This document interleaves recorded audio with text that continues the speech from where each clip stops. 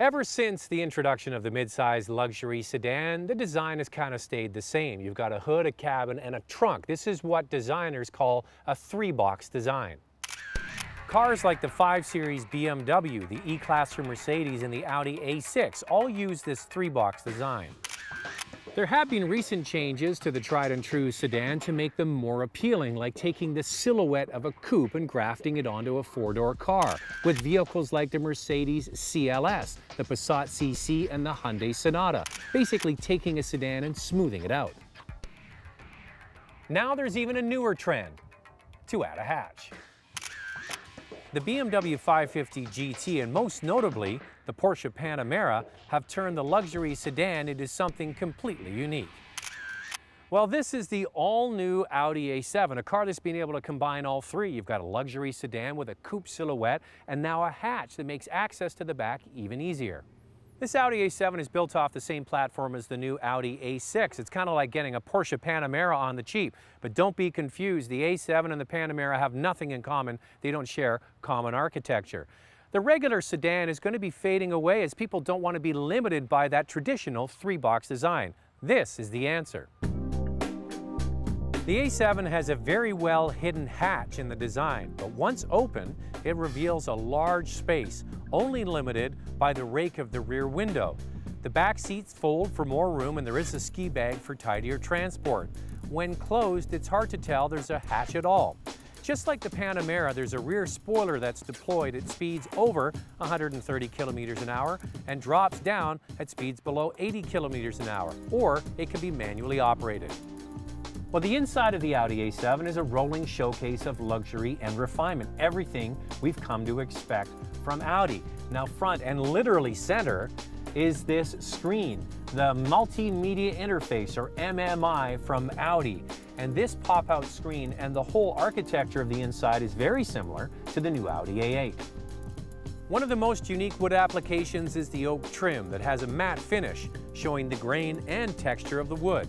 The center console also has a new touchpad for preset radio stations, but it also lets the driver enter the address in the navigation by simply swiping letters onto the pad. The MMI, or Multimedia Interface System, is, in my opinion, the best computer system in the business today because it's so intuitive and simple to use. Just spend a day with this car and you've got it mastered. Now, just like a coupe, there's no window frames. That gives it a kind of a sexy look. Now, backseat space, headroom definitely is at a bit of a premium. Legroom seems okay, but not nearly the ample space you get in a Porsche Panamera. That is absolutely massive in the back. But just like the Panamera, it's only a four-seater car. There's no seat in the back. So if you're somebody that takes extra kids to soccer practice, you don't want an Audi A7, you want an Audi Q7. Now, as I mentioned, the Audi A7 and the Porsche Panamera have similarities in design and the approach to the way they look, but that's really where the similarity ends. As automakers have had to improve their fuel efficiency to meet tougher regulations and customers demanding more from each tank of fuel, the era of the V8 is slowly fading. This car is a supercharged 3-liter V6 with 310 horsepower and 315 foot-pounds of torque. That's more than BMW's 535. The power comes on with a whoosh that is so relaxing and effortless that you'll never miss a V8 engine. It pulls from lights with ease and is a brute on the highway, really an amazing engine. How's this? 0 to 100 kilometers an hour in just 5.4 seconds. That's nice, but that's not all. Now, Audi also has an optional system called Drive Select, literally just that. You can select the kind of drive that you want. You can drill into the car settings, you can have comfort, you can have an automatic setting that changes depending on the road conditions, and also dynamic. What I like is individual. You might want the steering to be heavier and the throttle to be lighter and the suspension to be softer, or any combination of those.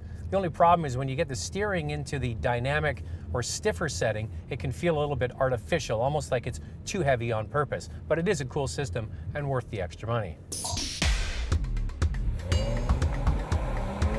There's an optional package that provides added safety and convenience for things like blind spot warning, crash avoidance, and adaptive cruise control. This allows the car to creep in traffic without the driver going back and forth from the gas to the brake.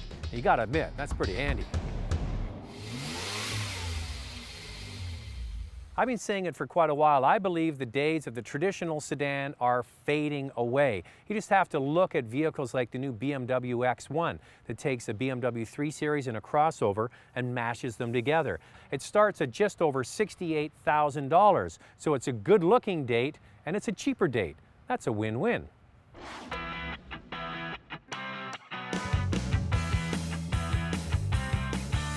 How does the A7 stack up to its competitors?